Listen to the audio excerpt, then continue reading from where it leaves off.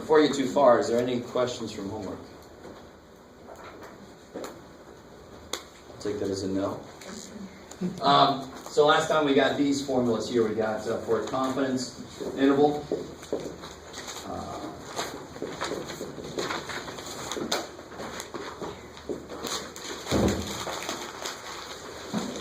Okay, so today I'm going to show you the form of this for if I don't know sigma. It's going to change a little bit. And then we're going to talk about what about percentage stuff. That's the second half of that handout I gave you guys the other day. All right, so we're going to do things a little out of order. We also did this. We figured out this formula here. And what is this formula for? Define the minimum amount of participants we would need for a given confidence interval. To be within so much. So for some given error at a certain confidence, I want to know, well, how large of a sample would I have to take? So if you want your error to be really small, normally that means your sample is going to have to be really big. So there's a little give or take there. Right? Okay, there we go so far. So just to remember how this works, let's do a quick example problem all the way out. Okay, we had the one on the handout. Let's try one out. Let's say that I took a sample of 72 dogs and find mean weight.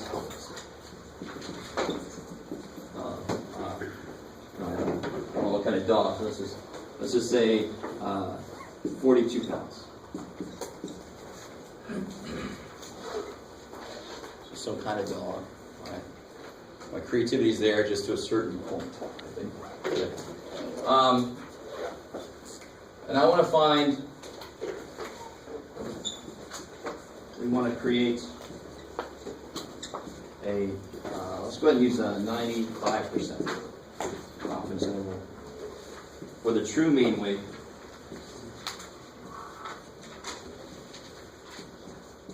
And I'll say it is known that sigma is 7.09. Right? These are extensively researched, just made up data. So just to get a feel for how this formula works. So I basically have to give you all the information. Right, I have to give you the sample mean, I have to give you the standard deviation, I have to give you the confidence level, right? So what is it that we normally don't know? Obviously, which formula am I using? First one. Now, please, dear God, if I am not asking you to create a confidence interval, you don't want to use a formula that looks like this. Right? So people, for some reason, they use this formula more often than they're supposed to.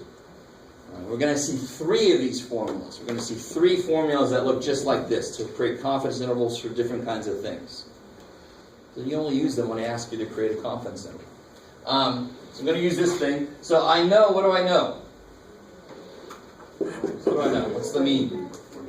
42. That's the sample mean, right? That's the mean from the dogs. What's N? 72. 72. And what's sigma? 7.09. 7.09. So the only thing I don't know currently is Z. And since I've got it right here, for confidence level of 95%, what's the Z-score going to be? 1.96. Cool. So let's stop right there. Can you show how to find it again? Sure. Just to verify, because the publisher might have made a mistake. So we'll say, all right, screw you, publisher. Let me make sure myself. What would a 95% confidence interval look like? And how could I draw this picture? Why am I allowed to draw a picture a certain way? What do I know about this distribution?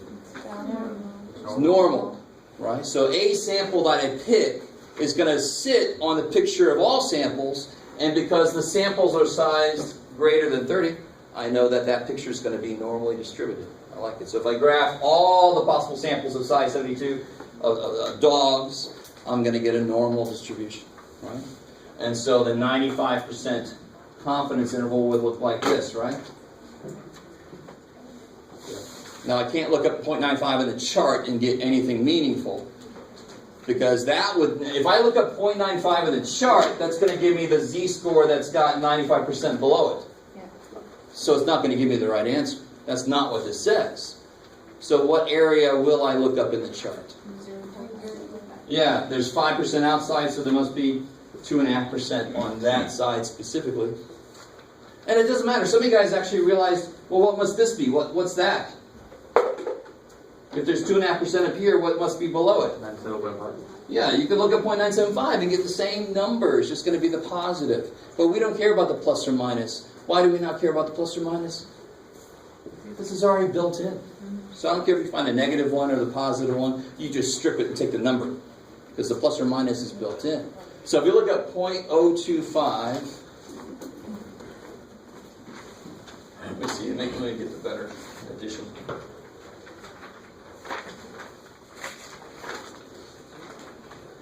Sorry, guys. Okay. Alright, so if we look at 0.025, I get exactly right here. Here's my point. You should be able to find this in your z-score chart, 0.025. Sitting right there. You guys with me? And that is a z-score of 1.96. So the publisher was right for once. Yay, publisher. So from negative 196 to 196. How are we doing there? Is that cool? So you know me, I'm going to say an 89% confidence interval, just to be a dork, right? And you guys have to know this process to find it. If I say 90% confidence, then you can just use the little baby chart. Little baby chart. All right, good. How are we doing so far? Are we good? Yeah. So if you say 90, the z-score will be 1.6. Exactly, because there would be 10% outside, 5% on one side, and if I look up 0.05, I get right here, the little asterisk dude. If I follow the asterisk dude, it is 1.645. Good guess. So they kind of already did that work for the most commonly used confidence intervals. They did the work for us. Good, good, good. Good, good, good, good, good. So, as always, what seems to happen in statistics is the concept takes forever to explain and to flesh out and to understand. But the actual computation, the actual work I'm going to have to do is not very difficult. I just have to plug and chug. And the one thing I'm not given that I have to find is the z-score that corresponds to a certain confidence. So if I want to be more confident, the z-score I find is going to be bigger than a z-score for something that's less confident, right? Because to be more confident that I caught a certain thing, I've got to set my net out wider. Right? I want a big old confidence interval. Okay, maybe. So to finish this out, I'm going to use this formula here. So x bar plus or minus z sigma over square root of n. X bar was 42. Yes. 42, give or take, 1.96 times 7.09. Over the square root of 72. And which part of that did I suggest you should find first? The who to what? The error. Yeah, the error. This piece here. The part that I'm adding, subtracting. It's a good idea to figure that out first. And then just add it to 42 and subtract it from 42. I like it. So what do you guys get for the error?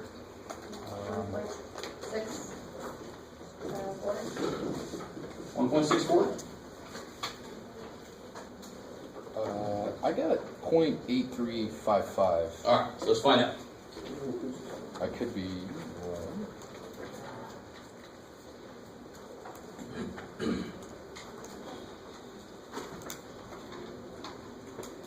So we got 1.96.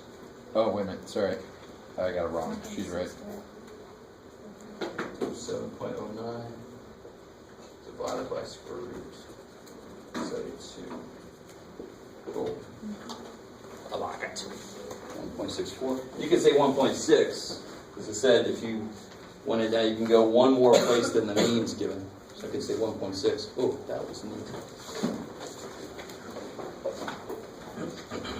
See that over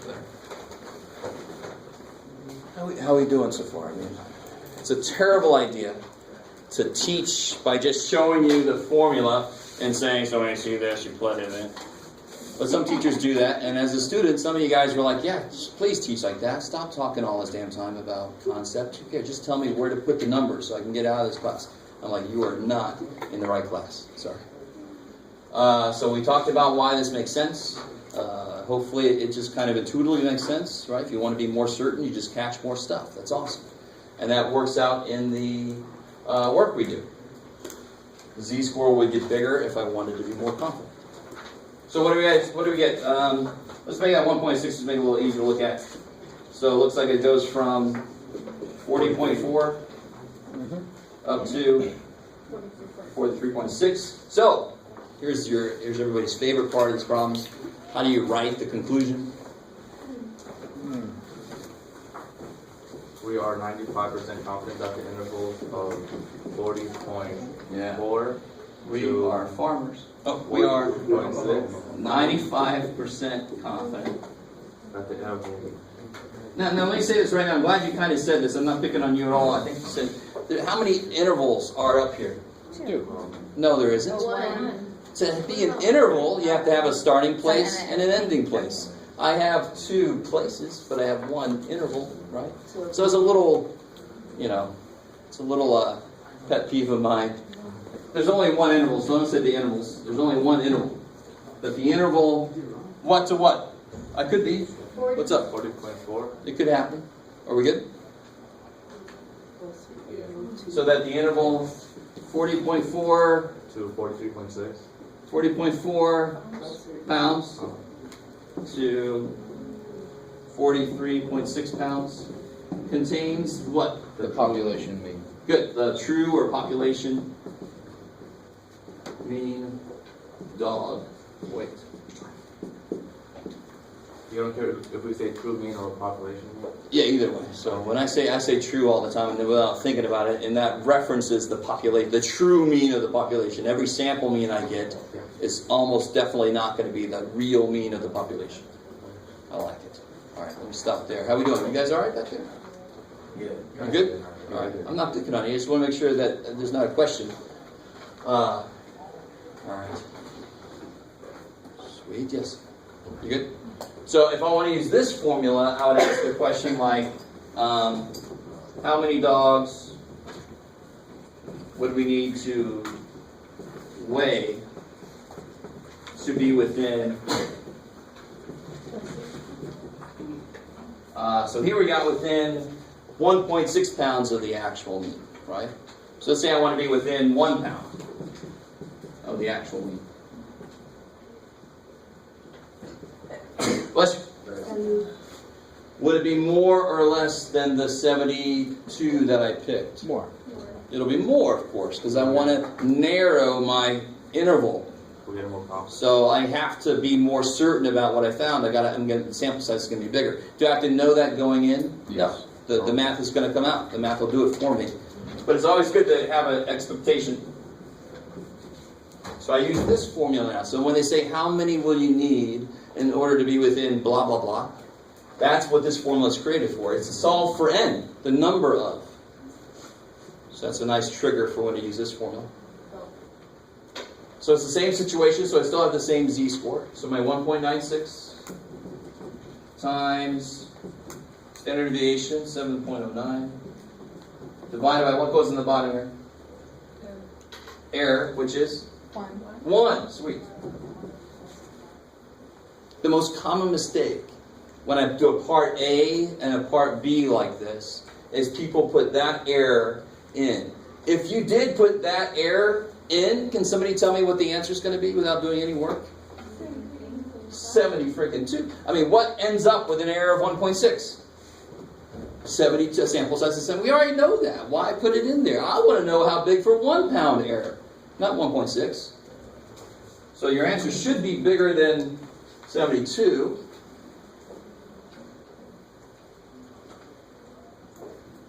I think it's roughly like 166. I got a 194. I could be way off. I'm trying to do it in my head. Oh, I know what I did. I did the wrong square. Shoot, John. Yeah, the 190 sounds good. So what exactly do you get when you do this? What's the exact? 193.109993. So I would like that. And then, of course, no matter what, you round up. Just to be on the side of more conservative. So if I ask you how many more dogs would I have to go get? Do you understand that question? How many more dogs would I have to? Because how many dogs have I already looked at? So how many more would I need? 121, 122. 122. Yeah, good. I like yes. So in these questions, you're always going to be asking in regards to like those terms that we learned in the beginning, the discrete. Is that what it was? No, discrete things, rather than the continuous ones, where like you could have 1.3. Oh, I see. All right. That one. So this is a. I want to make sure that everyone understands. This picture is about weight, which is continuous, which is why I'm allowed to do this and not have to worry about anything. This is a continuous picture. Are you with me? Because it's about weight. That would be the number of dogs, right? So having an answer and leaving it at 193.10 would freak somebody out and go, Yeah. I can't do that. What does that mean to have a tenth of a dog? What does that mean? I don't know. Yeah. So yeah, that's one reason why you round it, and the reason you round it up is because if you rounded it down, your error would be a little worse than this. So you make your error a little better than that round up. I understand that, but I was wondering if they could ever both be continuous. Like if that answer could also be. No, this is going to always be a whole number of, Yeah. right? The number of things in your sample. So that's going to have to be discrete. I like it. But that doesn't really, I like the question, but it doesn't really come into play. If anybody's not really sure what we're talking about, don't worry about it. Yeah. Jeff, you said you always round up, right? Like if you have Yeah. Okay. Yeah, when you get on this problem, I don't mean like everywhere, but on this problem, you always round up, Of course. just to be more conservative. How about the one on the top? How many decimal places do you want us to go to? So for the error, like I said, you go one more place than what the mean was. Okay. Yeah. I like it. That's a good. And if you go more than that, I'm not going to, don't go 7 out. Well, yeah, 4. But if you did a couple places here, I'm not going to say you're wrong. Yeah. Yeah. Okay. Good. But if you round that to 2, that's a bit much. Okay. It's a little too much rounded. Yeah. All right. Good. Maybe. Okay. So let's do this. I want to talk about the what do you do? Oh, You shouldn't say maybe. You should say possibly. what line you like that? Because it's a tick. It's a habit. I can't. It's hard to change. This is what I get in math class. Too many syllables and possibly. Yeah, it is. It is. Okay. I like that. I don't even realize when I say it now. Are we good? Are we semi-good? Are we okay for the moment? Possibly. All right. So, here's an interesting story. Kids, gather around. So, does anybody drink Guinness ever? Guinness? Yeah.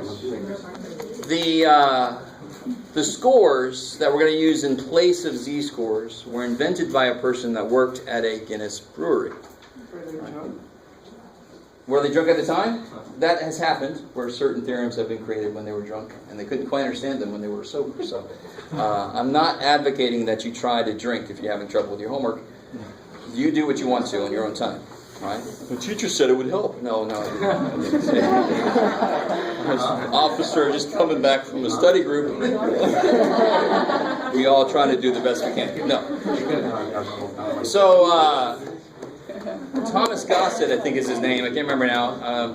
But he worked at this Guinness brewery, and he wanted to publish some results he had figured out. He was doing some analysis of some stuff involved in the Guinness work, and he wanted to publish this stuff, but Guinness wouldn't let him.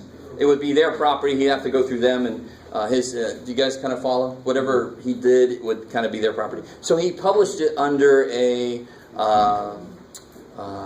another name. Right, this name escapes me. Pseudonym? No. Pseudonym. Yeah, thank you. He published it under the name Student.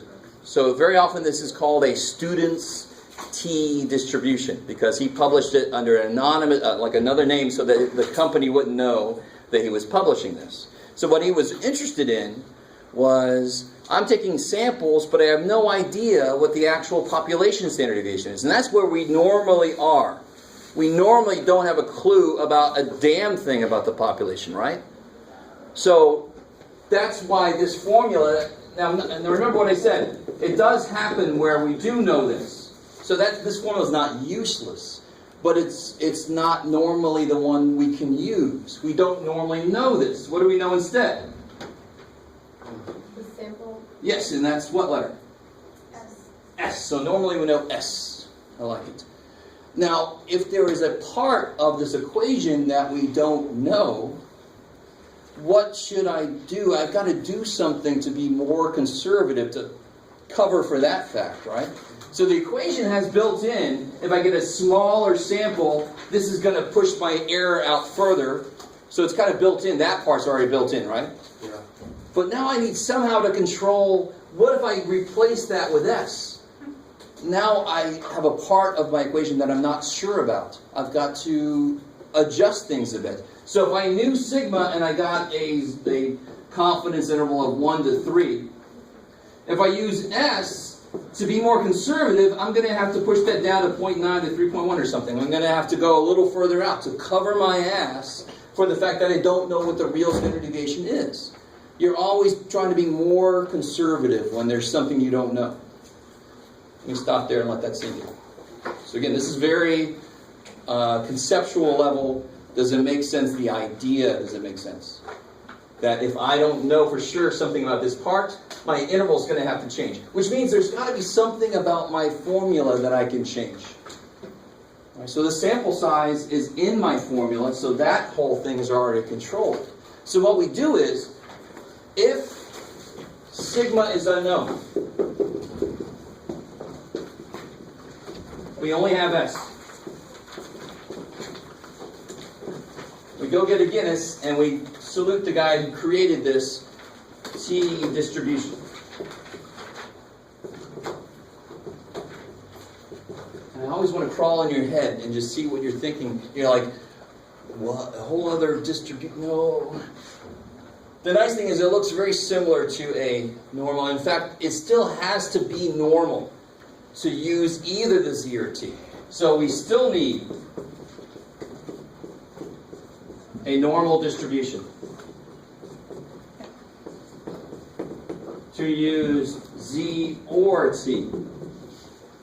All right, so don't suddenly think, oh, if it's not normal, I can use T-scores. That's not why they were invented. Why were T-scores invented?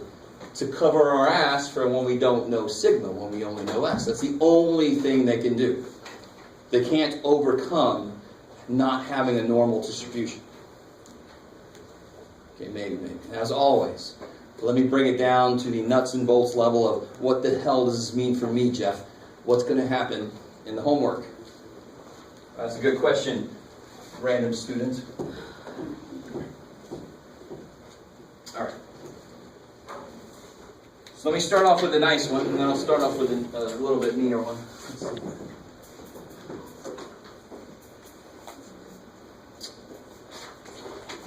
So let's say we take a sample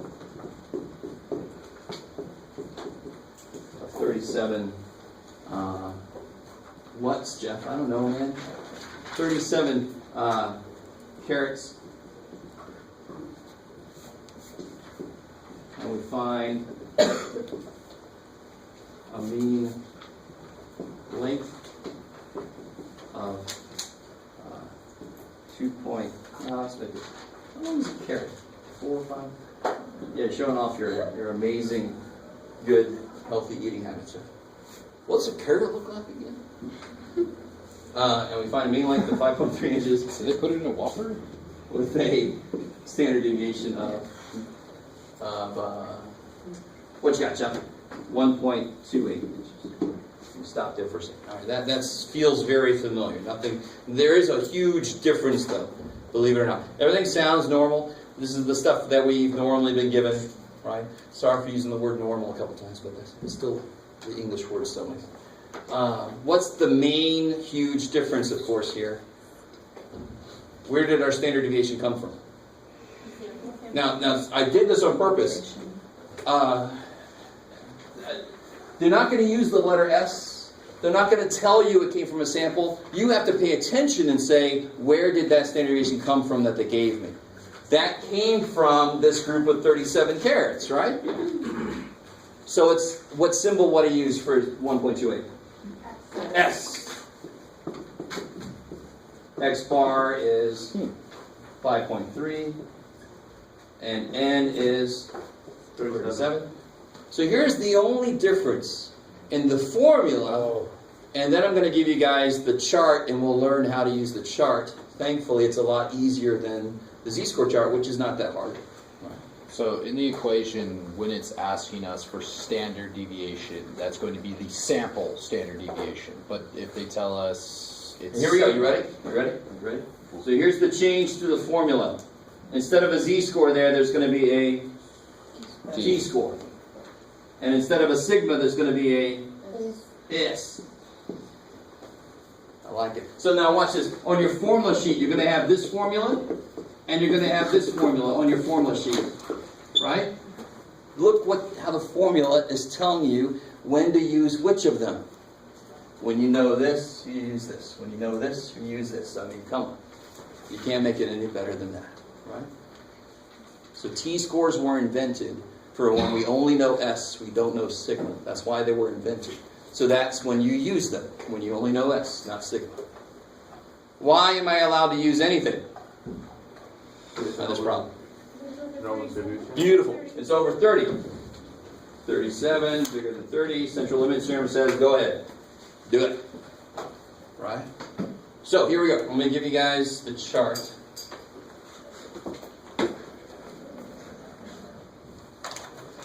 That made the room next door laugh for some reason. So. We're using charts.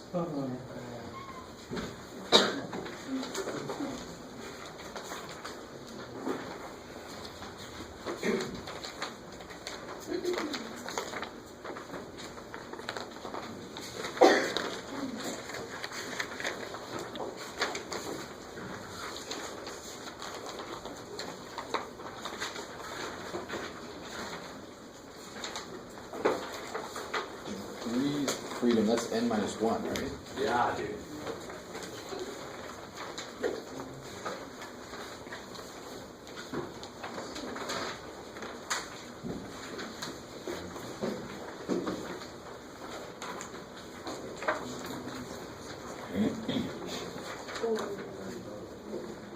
So don't freak out too much.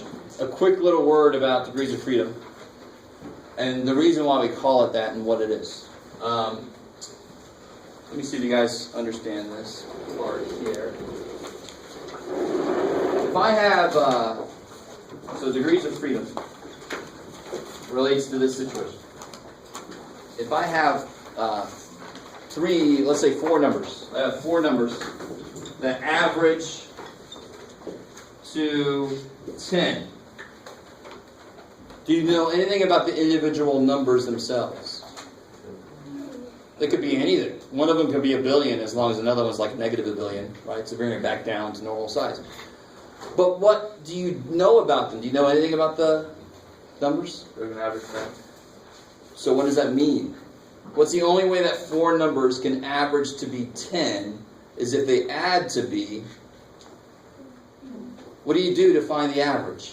You take the sum and divide it by how many there are. So I'm going to take the sum divided by 4, that becomes 10. So what's the sum?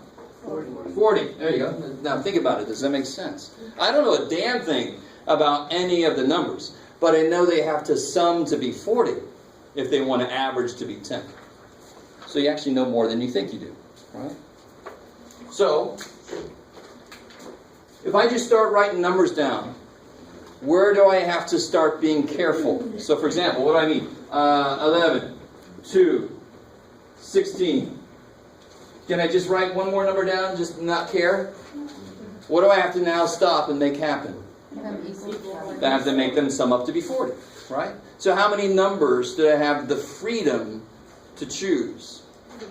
3. And how many total numbers do I need here? 4. So the degrees of freedom is n minus 1. That's what it means. It just means sample size minus 1. And it's used sporadically throughout statistics. So when you look at the t-score chart, You don't see N there, you see DF, or degrees of freedom. I think they actually write it out. Yeah.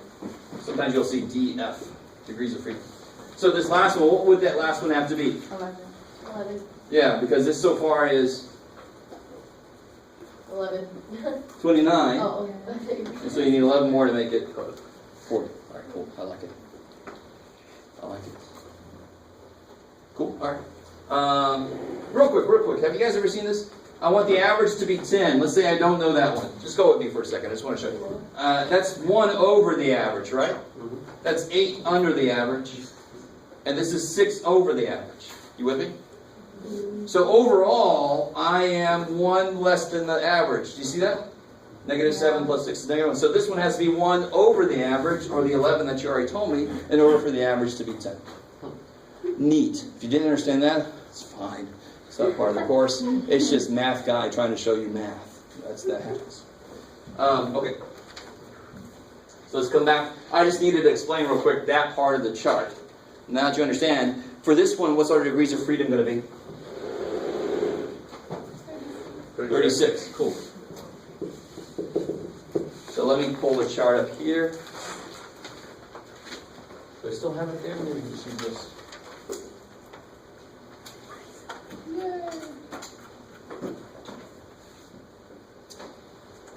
So I want my degrees of freedom to be 36. Now, look at the top of this. All right, here we go. You ready? Right now, the top might annoy you, but when we get to the hypothesis chapters, we'll love the fact that they cut it in terms of 1 tail or 2 tails. How many tails would every confidence interval create? If I make a confidence interval, how many tails did I just make? 2. So I'm going to look at 2 tails, right? If I want what did I say? Have I said yet? I haven't said yet, have I? Let's make a 98% confidence interval. Is that cool? Because I hadn't said yet. You guys with me? 98% confidence interval.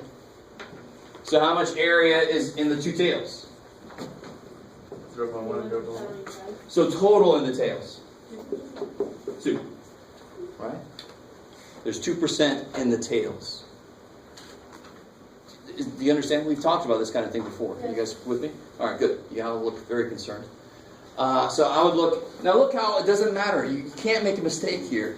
Either you say there's 2% in 2 tails, or you cut it in half and you say there's 1% in 1 tail. I'm in the same column, right? I'm in the same column. Either way you look at it. I like it. Maybe. So if I look at this second column over, and I go down to degrees of freedom of 36. What score do I see? 2.434. All right. So that means T is 2.434.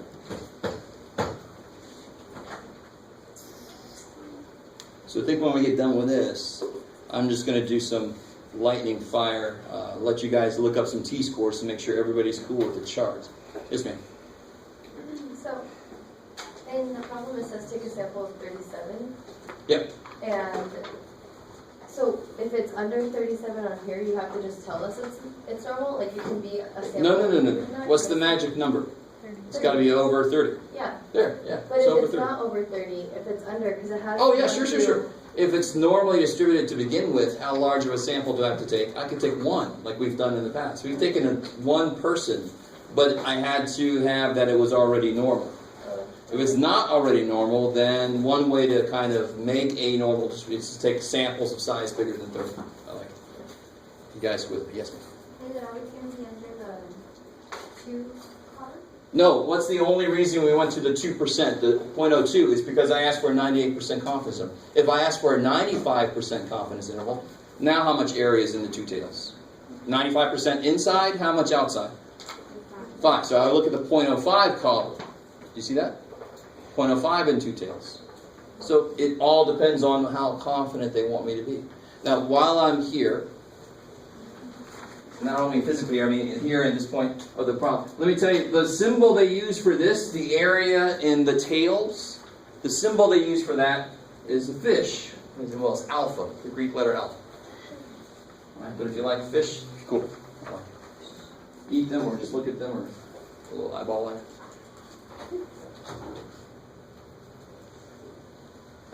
All right. So what do we normally do? What did we do with confidence intervals before? They had to give me everything except Z. I would look in the chart to get Z. So how are things different? Not really. I just have to use the t-score chart instead of the z-score chart. Once I look up the score, whatever the hell it is, I plug it in and chug it out. All right, so I know everything now, don't I? What's X bar? 5.3. Give or take, what goes here? 2.434.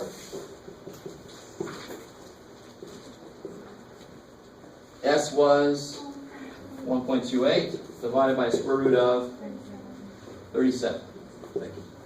One semi-big mistake is people put a 36 there because their brains get a little too fixated on degrees of freedom. That's the only thing that needed degrees of freedom, right? The formula says N, so put N in there. I like it. And then you just do this the exact same way. So it's a different chart because I have to cover my ass because I don't know sigma. That's the only real difference in this problem, is they get that score from a different chart. Not the z-score chart, the t-score chart. So, do this error first.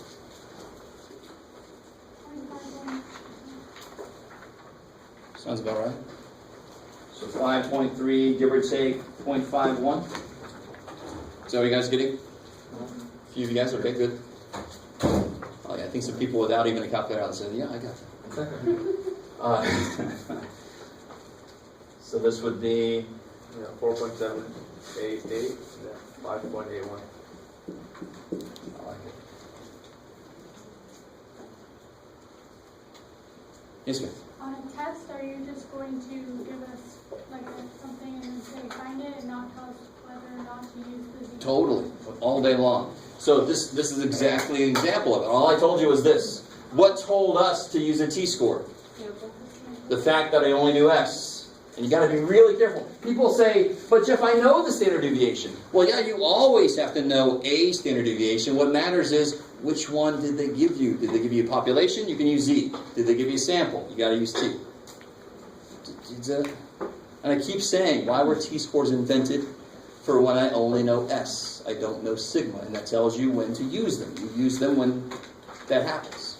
All right. All right, so let's do this. One thing before I forget. Oh, yes, ma'am.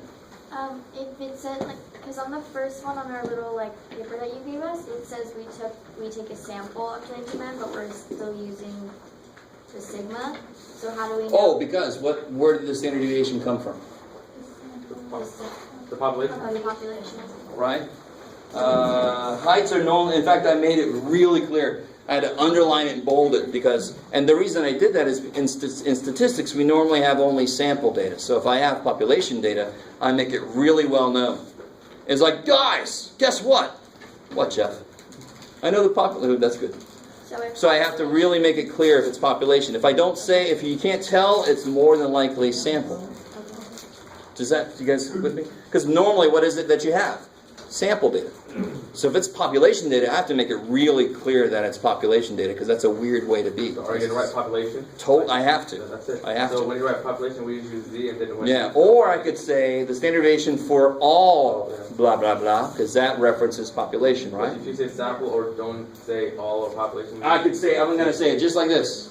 We take a sample and we find these two things. So both of these came from the sample. You have to really pay attention to where the standard deviation comes from. All right, two things.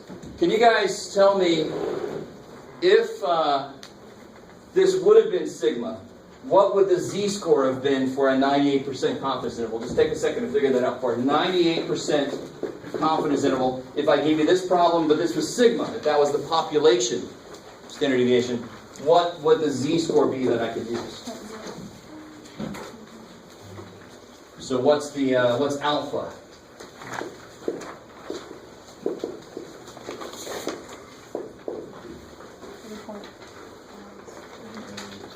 Yeah, 0.02. So what's the area down here? 0.01. Okay. Okay.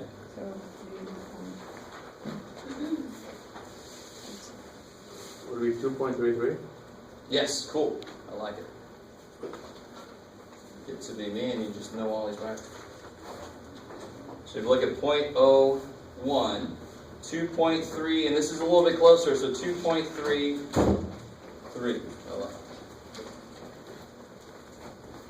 Just to make sure everybody saw where it comes from. So how does our t-score relate to that score? Our t-score was From a sample. a little bit bigger. Why does it make sense that it was bigger? Because here, there's something I'm not certain about that I'm using. Because we're less confident. Covers our ass, right? Our ass is a little bigger in that problem. Right? So I need this to help me cover it. Please, I've got to be careful. I don't want to be too dry about it. Is it because when you take a sample, like you're less confident because you're not really taking the population? If it's the sample standard deviation, I'm almost guaranteed that it's not the same as the population standard deviation. You with me? Yeah. So to cover me for that fact, I make my score that I use bigger than a z-score, and it's called a t-score on that new chart. Yes, ma'am. For this problem, you don't have to do like the little paragraph at the end. Yeah, you do. It's the same.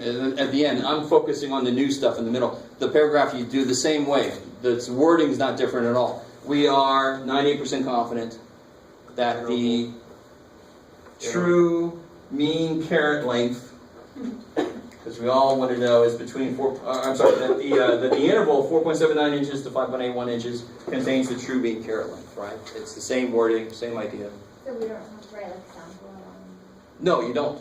You don't. I like it. And the reason it is because your results were affected by the fact that it was a sample. So you just communicate. You're saying, I'm confident that this interval contains it. You don't have to say that, oh yeah, we used the sample. No, because the fact that the interval is bigger than it would have been is already there. So you don't have to say that directly. Does that make, that's a good point, but no, you don't have to. It already messed your interval up a little bit, made it bigger. All right, maybe. Let's do this. Let me make sure that everybody just understands this chart. So find the t-scores for the following. So I have to tell you two things. What do I have to tell you? I have to tell you, what's the chart need? The tails. Yeah, I've got to tell you the level of confidence, and I've got to tell you the sample size, right? So let me say these are all normal. You with me? Just to cut to the chase. So if it's less than 30, it's already normal, so it doesn't have to be greater than 30. All right. So I'll say if I had n equal to 12, and I want a 90% confidence. Don't say anything out loud. Figure out what the t would be.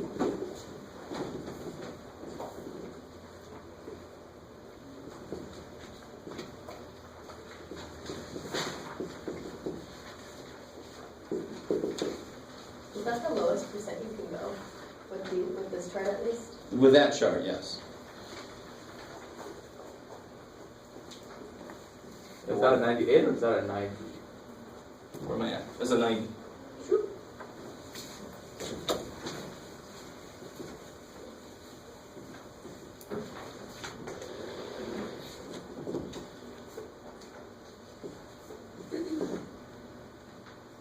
Let's see what you guys think about this.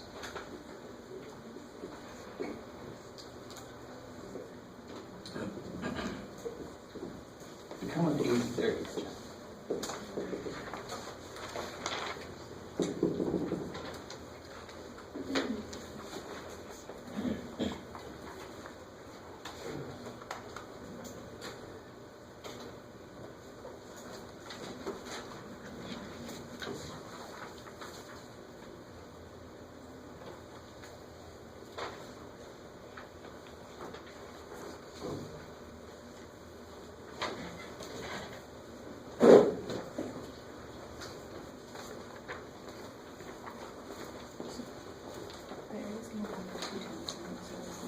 Good.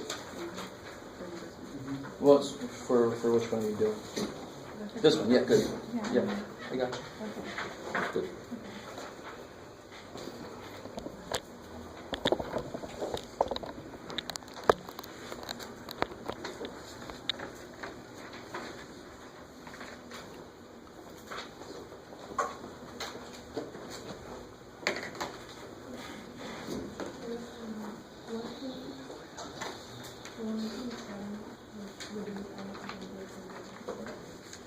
No. Good guess though, but that would actually be kind of going backwards. No. Don't worry, we'll do it together. It's not a quiz. I'm not going to grade you on this. Take a guess, and then you'll find out if you're right here in a minute. So remember, what do we always, if you're not certain about something in statistics, what do you always do? That's awesome. That one was not so awesome. Who said that?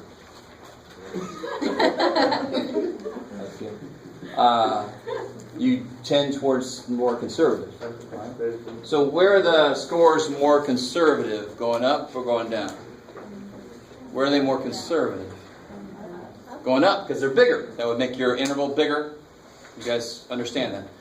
So if I wanted a degrees of freedom of 107, instead of going to 200, I would go to 100 to be more conservative, right? All right, let's start down here.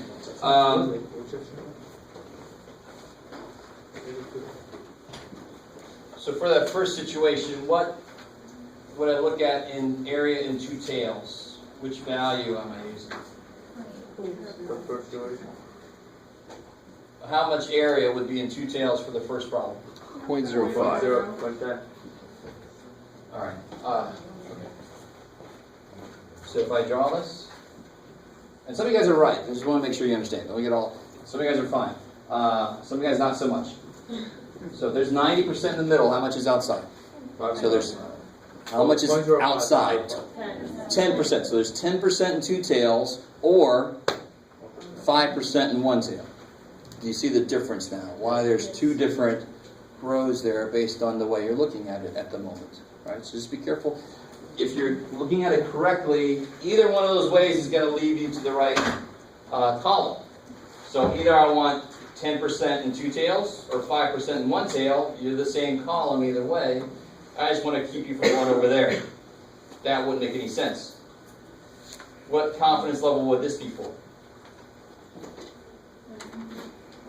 If there's 5% in the two tails, there's 95%. That would be for a 95% confidence interval, right? Okay, so I don't want to be over there.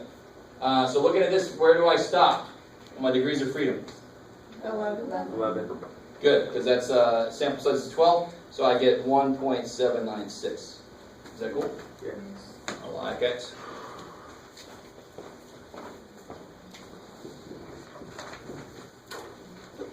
I don't know if you guys have looked at the bottom of the chart, but we'll talk about that in a minute.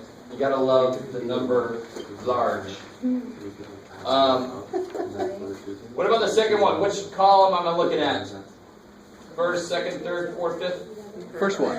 First one, because it's 99% confident. I want 1% outside in the two tails, or 0.5% in one tail. So looking at the first column, and where do I stop?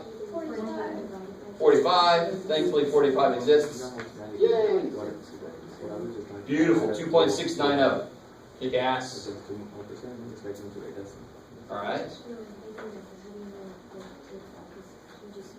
And then finally, if I've got, is everybody good so far? I mean, let me know now if you're not, because you're going to have to use this chart a decent amount. So what about for the last one? 80% confidence. So which column am I looking at? The last one. I love it. The fifth one. Yeah. And now the only question is, and I think we just cleared that up. Where do you stop? You stop at 100.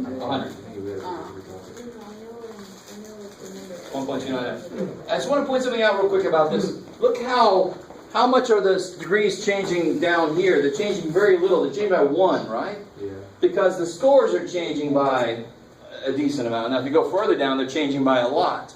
If you take a step of 1, if you look at the top, they're changing by a lot, right? Look at that, because this guy starts at 12. Look, if you got a sample size of 2, there's a lot you don't know. You found S, but you're really not certain about it because you only got 2 frickin' things in your sample, so they're going to make you go 31 standard deviations out. So essentially it's saying, just don't do this, dude. Go get some more in your sample. Right? When you get down here, now you start taking steps of 5, and they're not changing by very much. And then I get down here, I can take steps of 100, and they're not changing very much. Now, does anybody see anything familiar about some of the numbers where it says large? Does anybody see, is there anything familiar about these numbers?